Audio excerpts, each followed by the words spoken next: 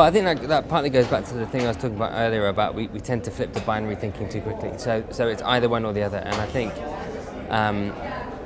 I do think that what I would love to see more evidence of, and it could be that it's going on, I just don't see it, is not quite moonshot thinking, but kind of exploratory thinking with a less emphasis on return on investment against it. So if you look at media that are growing, or media which the corporate overlords believe has a future, so TV is one, you see a lot of money spent on things that you imagine the business case for it was fairly hopeful. It's kind of like, and we reckon it could do this, but it's not going to be that pinned down.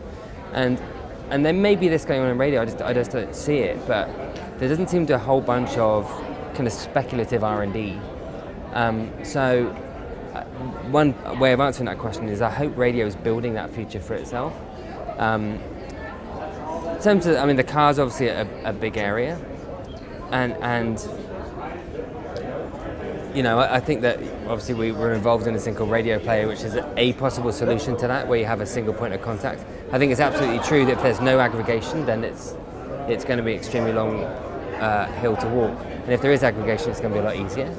So, if they can, and there were a lot of conversations today about separating the distribution from the content and thinking about the two together. Chris Gordon said something interesting. He said, the way I evaluate a brand is, could it stand on its own without licensing the transmitter? And I think the more there's that sort of thinking, and there's investment in R&D and things like that, I think there's a lot of possibilities, and there'll probably be both and as opposed to either or. I don't think one thing's going to win.